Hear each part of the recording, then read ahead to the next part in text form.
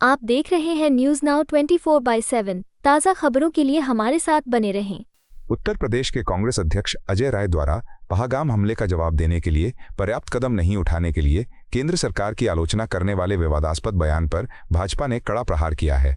Bharatiya Janata party के प्रवक्ता सुधांशु त्रिवेदी ने सोमवार को कांग्रेस पर दोहरा मापदंड अपनाने का आरोप लगाया और दावा किया कि एक ओर जहां पार्टी और इंडी गठबंधन सरकार के लिए समर्थन जताते हैं, वहीं दूसरी ओर उनके नेता देश के खिलाफ बयान देते हैं और सशस्त्र बलों का मनोबल गिराते हैं।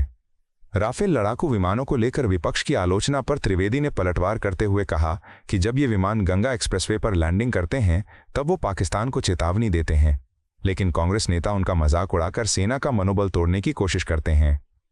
उन्होंने कहा, पाकिस्तान राफेल की गर्जना से कांपता है, लेकिन कांग्रेस उसकी हंसी उड़ाती है। अपने भाषण के अंत में त्रिवेदी ने पाकिस्तान की संसद में इमरान खान, फवाद चौधरी और अन्य मंत्रियों के बयानों को उद्धृत करते हुए कहा कि यदि विपक्ष अब भी सर्जिकल स्ट्राइक या पुलवामा के सबूत मांगता है तो वो राष्ट्र विरोधी मानसिकता दर्शाता है। उन्होंने कहा कि ऐसे लोगों को चुल्लू भर पानी में डूब मरना चाहिए।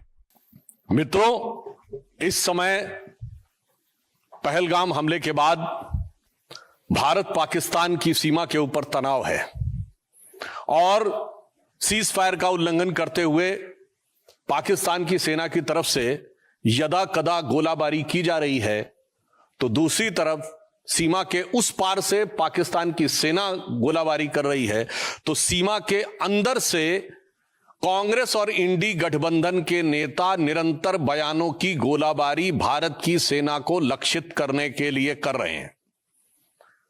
अगर पाकिस्तान की सेना को लगता है कि उनके इन प्रयासों से भारत की सेना डिमोरलाइज हो सकती है, तो मुझे लगता है ठीक उसी भाव से इंडी गठबंधन और कांग्रेस के तमाम नेता अपने बयानों के गोले बरसाते हैं जो भारत की सेना के मनोबल को कम करने के लिए लक्षित होते हैं।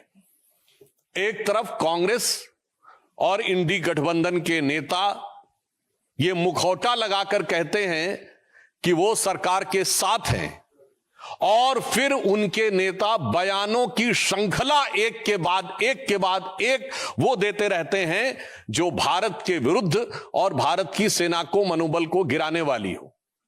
ये बात मैं गंभीरता से कहता हूं और दुख के साथ कहता हूं कि ये कुछ वैसा ही है जैसे पाकिस्तान यहां पर गतिविधियां करता है और ऑफिशियली ये स्टैंड रखता है कि उसका उनसे कोई लेना देना नहीं है, वो तो शांति चाहता है। ठीक उसी प्रकार कांग्रेस और इंडी गठबंधन का ऑफिशियल स्टैंड रहता है कि हम सरकार के साथ हैं, और उनके नेता जो छोटे नेता नहीं हैं, मुख्यमंत्री सिद्धारमैया, पूर्व मुख्यमंत्री चन्नी जी और आज अजय राय प्रदेश अध्यक्ष कांग्रेस पार्टी, ये निरंतर ऐसे बयान देते रहते हैं। और ये वो पार्टी है जब खुद सत्ता में थी तो आतंकवादी घटनाओं के बाद भी एक भी वर्ष ऐसा नहीं था जब मनमोहन सिंह सरकार ने पाकिस्तान से द्विपक्षीय शांति वार्ता स्थगित की हो, और 11 वर्षों में मोदी जी की सरकार में एक भी वर्ष ऐसा नहीं है जब पाकिस्तान से औपचारिक द्विपक्षीय वार्ता की हो। ये अपने आप में प्रमाण है कि हमारी सोच और उनकी सोच में क्या अंतर है।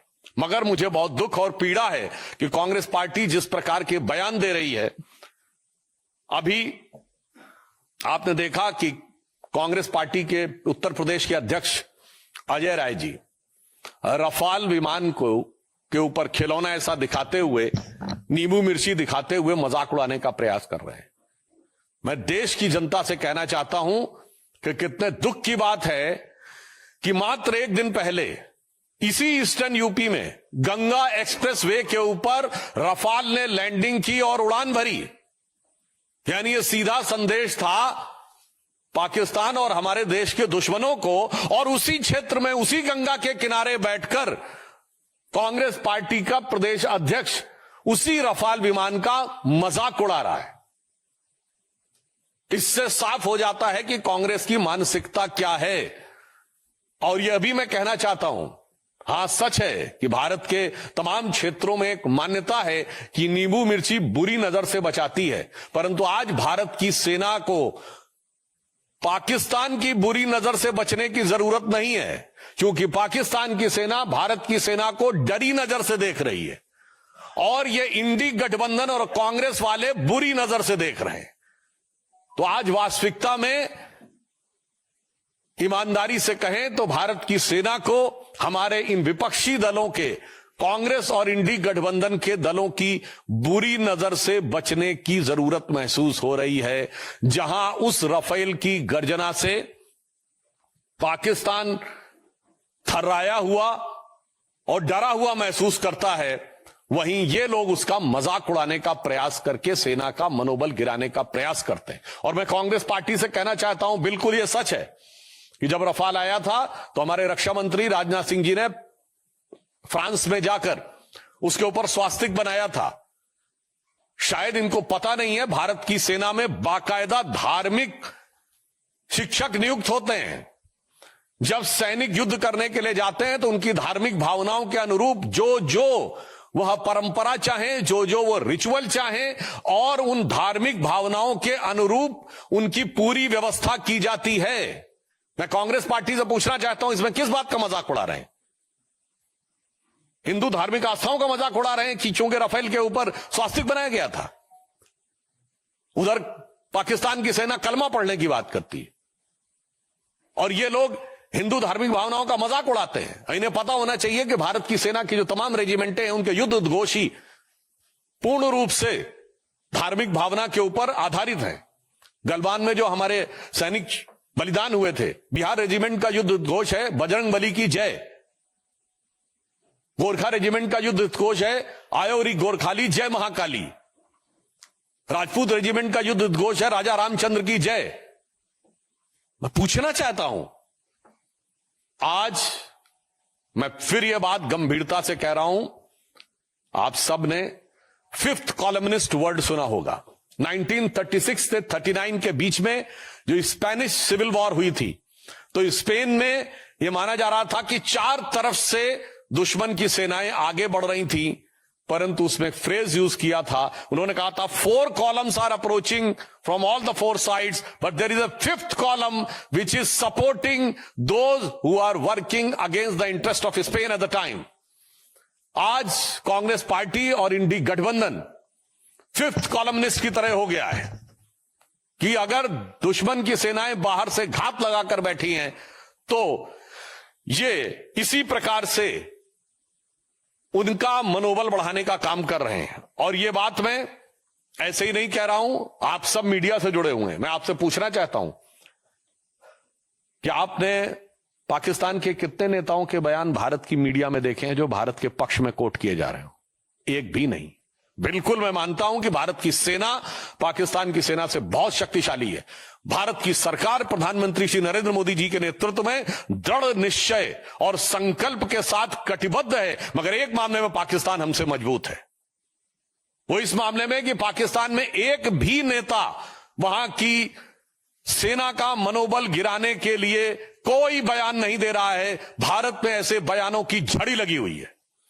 पाकिस्तान के एक भी नेता का बयान भारत की मीडिया में हाईलाइट नहीं हो रहा है। दूसरी तरफ हमारे इंडी गठबंधन के तमाम नेताओं के बयान, वहां पर सिद्धारमैया जी का बयान, चन्नी जी का बयान, बाकायदा वहां की मीडिया में किस ढंग से बोले जा रहे हैं। वहां के राजनीतिक विश्लेषक वहां की टीवी डिबेटों में बैठकर भारत के राजनीतिक दलों का नाम लेकर, नेताओं का नाम लेकर यह शब्द प्रयोग कर रहे हैं कि सब लोग हिंदुस्तान में मोदी के साथ नहीं हैं। यहां तक शब्द प्रयोग किए गए, इसके वीडियो अवेलेबल हैं, राजनीतिक दलों का नाम लेकर कि ये लोग हमारे साथ हैं। और मैं विपक्ष दलों को भी बताना चाहता हूं कि विपक्ष में आचरण कैसे किया जाता है, यह उन्हें ध्यान रखना चाहिए। 2010 या 11 या 12 की बात है, जब पाकिस्तान के तत्कालीन प्रधानमंत्री नवाज शरीफ ने हमारे तत्कालीन प्रधानमंत्री स्वर्गीय मनमोहन सिंह जी के लिए आपत्तिजनक शब्दों का प्रयोग किया था, देहाती औरत और जाने किस किस संदर्भ में बोला था। उस समय हमारे वर्तमान प्रधानमंत्री और उस समय गुजरात के मुख्यमंत्री नरेंद्र मोदी जी ने दहाड़ कर कहा था कि कौन होता है पाकिस्तान हमारे 125 करोड़ भारतवासियों के प्रतिनिधि प्रधानमंत्री के बारे में टिप्पणी करने वाला। दूसरा मैं उदाहरण बताना चाहता हूं, 1995 में जिनेवा में पाकिस्तान संयुक्त राष्ट्र संघ में भारत के विरुद्ध प्रस्ताव ला रहा था और उस समय हमारे नेता प्रतिपक्ष अटल बिहारी वाजपेयी जी भारत के प्रतिनिधिमंडल का नेतृत्व करते हुए उस समय कांग्रेस की नरसिम्हा राव सरकार का समर्थन करते हुए वहां गए थे और उन्होंने पूरा क्रेडिट भी उस सरकार को दिया था। और ये मैं ऑन रिकॉर्ड कह रहा हूं, जाके कोई चेक कर सकता है। उस समय पाकिस्तान की प्रधानमंत्री बेनजीर भुट्टो थी, उन्होंने कहा था देखो ये कैसा देश है जहां का मुख्य विपक्षी दल का नेता प्रतिपक्ष सरकार का समर्थन करता है और एक हमारा देश है। यानी उस समय पाकिस्तान के लिए उन्होंने कहा था जो लोग सरकार का विरोध करते हो, और आज देखिए वही स्थिति हो गई। पाकिस्तान में पक्ष हो या प्रतिपक्ष दोनों सेना का समर्थन कर रहे हैं और हमारे यहां प्रतिपक्ष सेना का मनोबल गिराने का प्रयास कर रहा है। सर्जिकल स्ट्राइक का कभी प्रूफ मांग रहा है, कभी कह रहा है कि पुलवामा में क्या हुआ वगैरह वगैरह। तो मैं उनको भी, फिर भी अगर उनको कोई सबूत की जरूरत है तो मैं प्रमाण के साथ केवल पाकिस्तान की नेशनल असेंबली में बोले गए पाकिस्तान के सांसदों और मंत्रियों के बयान कोट कर देना चाहता हूं। इमरान खान ने नेशनल असेंबली ऑफ पाकिस्तान में एज प्राइम मिनिस्टर कहा कि बालाकोट में जो इन्होंने किया था उससे ज्यादा खौफनाक कुछ करने की सोच रहे हैं। 4 साल पुरानी बात। फवाद चौधरी पाकिस्तान के मंत्री थे और उनका फ्लोर ऑफ द हाउस पर नेशनल असेंबली में दिया गया बयान है कि हमने पुलवामा तक घुस के मारा था। मुझे लगता है इसके बाद भी भारत के किसी दल को सबूत चाहिए तो उन्हें चुल्लू भर पानी में डूब मरना चाहिए, क्योंकि फ्लोर ऑफ द हाउस पे मंत्री का दिया गया बयान सरकार का आधिकारिक बयान होता है। और इसके बाद पाकिस्तान के एमपी ने उस समय के फॉरेन मिनिस्टर शाह महमूद कुरैशी साहब को कोट करते हुए कहा कि मैं बैठा हुआ था, शाह महमूद कुरैशी साहब यानी उस समय के फॉरेन मिनिस्टर बैठे थे, आर्मी चीफ आए और आर्मी चीफ के पांव कांप रहे थे। यह फ्लोर ऑफ द हाउस पे दिया गया बयान है। आर्मी चीफ के पांव कांप रहे थे, उन्होंने कहा खुदा का वास्ता है अभिनंदन को वापस कर दो वरना शाम तक इंडिया अटैक कर देगा। यह सदन के पटल पर इमरान खान का एज प्राइम मिनिस्टर दिया गया स्टेटमेंट है कि पिछले 73 सालों में, उस समय 73 साल हुए थे, ऐसी गवर्नमेंट नहीं आई जिसने पाकिस्तान के लिए इतनी मुसीबत क्रिएट की हो जितनी ये मोदी की सरकार आई है। जब सिद्धू गए थे तो उस समय रैली में बोला था इमरान खान ने एज प्राइम मिनिस्टर की जब तक आप लोगों की सरकार नहीं आएगी तब तक हालात नहीं सुधरेंगे। और यहां के मंत्री, पूर्व मंत्री रहे मणिशंकर अय्यर जी ने कहा था मोदी को हटाने के लिए आपकी सहायता की जरूरत है। और मैं एक और फैक्ट बोल देना चाहता हूं, सैफुद्दीन सोज साहब कांग्रेस पार्टी के अध्यक्ष रहे हैं जम्मू कश्मीर के। उन्होंने अपनी एक किताब लिखी है जम्मू कश्मीर के बारे में, जिसमें उन्होंने मुशर्रफ के स्टेटमेंट को कोट करते हुए कहा है कि यदि मुशर्रफ ने यह कहा था कि कश्मीर को भारत से अलग हो जाना चाहिए तो आज की डेट में वो सही प्रतीत होता है। मैं कांग्रेस से पूछना चाहता हूं कि आपका यह पुराना याराना कब से है भाई पाकिस्तान से? क्या आपको मुशर्रफ का बयान सही लगता है? पाकिस्तान की आर्मी के चीफ के गले मिलते हैं आप, भारत के आर्मी चीफ के बारे में आपत्तिजनक बातें करते हैं।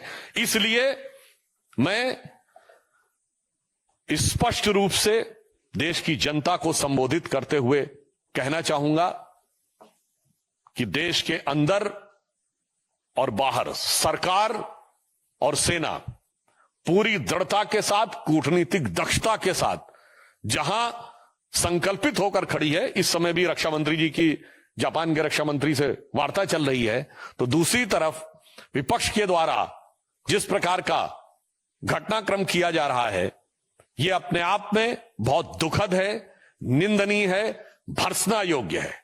परंतु हम देश को आश्वस्त करना चाहते हैं कि प्रधानमंत्री श्री नरेंद्र मोदी जी के नेतृत्व में जो प्रधानमंत्री जी ने कहा है कि इस घटना के अपराधियों को धरती के अंतिम छोर तक ढूंढकर दंडित किया जाएगा और दंड ऐसा होगा जिसका कोई पूर्व का उदाहरण नहीं होगा, यानी अभूतपूर्व दंड दिया जाएगा।